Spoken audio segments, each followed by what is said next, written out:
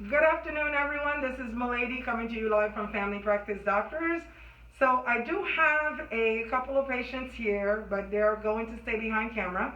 And they just had some questions for me. I wanted it to be as natural as possible in terms of the questions that they have for me regarding COVID and what happens after one has tested positive. Go ahead. Okay. My daughter tested positive for COVID-19. Why does she not have any symptoms? So, as we've talked about in the past, and I'm going to kind of face you, but that people can have no symptoms and others have symptoms. Now, what happens a lot with younger people, and this is why we're telling people to please, please, please put on a mask, because many people are walking around asymptomatic. You hear that word a lot? That means the person has no symptoms. So how do you know you have COVID when you have no symptoms? That is the reason why we must all wear a mask, to protect ourselves and each other from passing anything on. Okay? So she has no symptoms, no fever, no shortness of breath or nothing. Yes, ma'am. That is the danger, because you're walking around. Let's say she goes around with her friends and they're all in a gathering, which nobody should be doing that right now because of the pandemic. And it's really bad because we're in Texas. So no gathering of friends, no having people over, that sort of thing, because you can now, one person who is what we call asymptomatic, end up giving COVID to a bunch of people that they came around, especially, I've noticed this, graduation parties, all kinds of different gatherings. It hurts me to see people doing that, because I know what I'm seeing in the clinic. I know what my husband's seeing in the clinic. It's really painful. Go ahead, your next question. Since we have the one positive member and the rest of the members are negative, how do I maintain my household? Okay, excellent question. I hope you guys are able to hear the question. I'm going to repeat it. When you have one member who is positive, how do you maintain everybody else who is negative at home? So it is a very difficult thing, but it can be done. I've had patients who, for instance, has one positive person. That person needs to quarantine within the house, right? Although you've been in contact with them, but you don't have symptoms yourself, you've tested negative, everybody else in the house has tested negative. Now you've got to clean up all the surfaces where this person might have touched. They quarantine in their room. You bring all their food, whatever they need. If there's a bathroom kind of connected to that room, that's even better. Then the person is not coming out into the open shared space, and they stay there until the 14 days are up, and then they get retested to find out whether they have the virus has they've gotten rid of the virus in their body. And we also, that's when we would check for antibodies to see whether they produce antibodies to COVID. Okay. Next question. Okay, once someone has tested positive, what are the next steps? Okay, so excellent question, and that's something that most people want to know. It's one thing that everybody comes and gets tested, that sort of thing. But another is, what happens once you've tested positive? What do you do now? You're overwhelmed.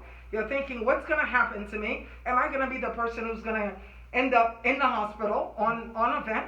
Or am I going to be the person that has no symptoms and I'm just kind of sitting here chilling? Or am I going to be the person who's going to have the cough, the body aches, the fever, the whole thing? So there's no way for us to know which person that is going to be. So what we recommend is, again, the same thing as you mentioned for your daughter. Quarantine within the house. Make sure other people in the house get tested so you kind of know their status. And if you have two positives in the house at that point, you cohort them, right? So that, because you have only one house. Make sure people are not in that shared space. Make sure you wipe down everything. And then you kind of go from there. But the person who's positive, we count 14 days. So typically, people say, well, some people told me 10 days. Well, yes, when you think about from the time of infection to the time of symptoms is about 4 days, then you get tested on day 4, you're positive, I count another 10 days, that's 14 days of viral shedding. Okay, so that's when I retest you to see if you're still positive, you go back to your 14-day quarantine. If you're not, on the second test, you're negative. Now, what does that mean if you're negative, right? That's another question, a follow-up question. You come back negative. Does it mean now, oh, I'm good, I already had COVID, I've got antibodies, can I go out and party? No, you cannot. Those antibodies, what they tell us is that, again, this is a novel virus. Novel meaning new. So we're not quite sure. Information is changing quite rapidly. So what we do know is that those antibodies may last about 28 days. So that means you have some protection, and we don't even know how much it protects you. You may have some, you may have complete. Nobody really knows at this time. Okay, so that doesn't mean that one can go out and just do their thing because they've been positive. They can't get it again. From what we learned, you can get it again and again and again. So we need to really be cautious that wearing the mask, social distancing, avoiding crowds, best thing. You go to the grocery store, make sure that you wear those protective equipment. For somebody going to the store, really not necessary for you to wear a face shield. Really, all you need is a face cover. If you are drawing blood and you are like us and doing those kinds of things, yes, a face shield is necessary. But it's basically up to the individual. Okay? Okay. Next question. What is the likelihood of getting a false positive test? Okay. So, excellent question. Especially, I'm going to answer it in regards to the rapid COVID. Two-part question. I had somebody yesterday tell me, I don't trust the rapid COVID test because I heard that people are getting the COVID from the swab. I had to take a breath for a minute, and no pun intended to this individual. This is information that's being passed down from I don't know where, but let me be clear about something. As healthcare providers, we take an oath to do no harm. So there's no way we can give you COVID from a swab or wherever you get tested. That would be a nice lawsuit shut down. That person would be rich. So therefore, let's not fall for the old okie doke. Please get tested, know your status, and then from that point forward, keep yourself negative. The only way you can keep yourself negative is by using the mask, avoiding crowds, and also if I'm going to stand here with you as I am, we are all at least 9 feet apart, right? Because I know I'm talking. Although I have a mask on, the droplets from me talking can project to a foot. So just because 2 people have a mask on doesn't mean that they cannot drop droplets to each other. We cannot be that close to each other. This is a pandemic. This is serious. And I've had several patients in the hospital, and it's very painful because when a patient is hospitalized, that's my family hospitalized.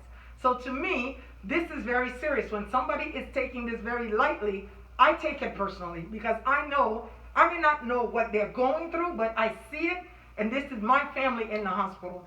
So we cannot look at each other and think that, oh, this is somebody else. Well, this is happening there, where this is a hoax.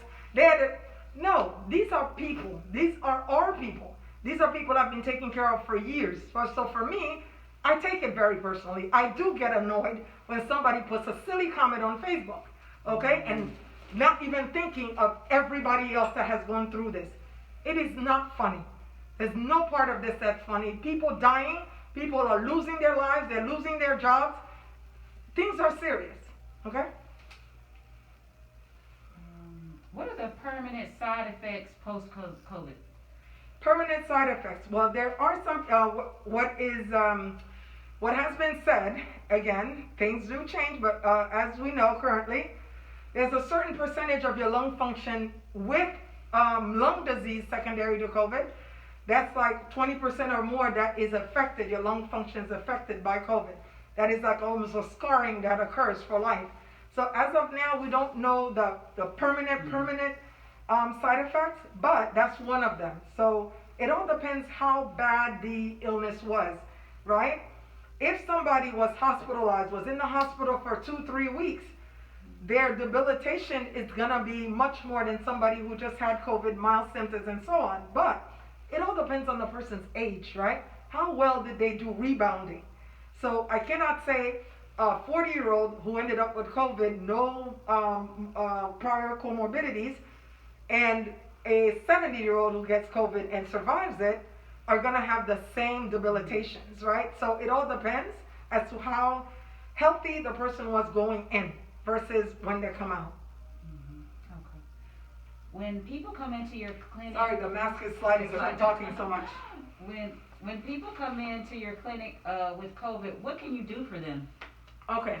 Excellent question. I'm trying not to make this video too long, but I wanted to be able to answer many of the questions that people have.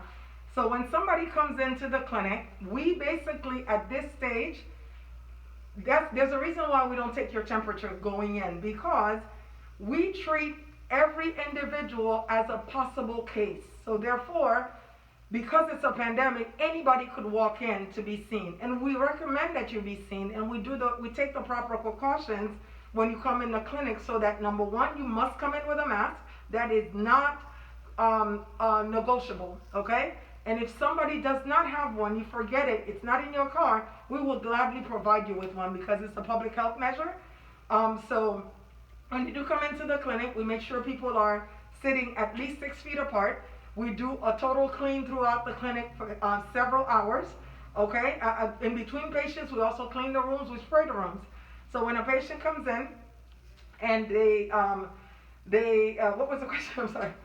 What can you do for someone that comes So in? somebody that tests positive. So they come in, depending on what situation. So I can't really make a general diagnosis or treatment plan for one patient and fits all. There's no such thing in medicine, right?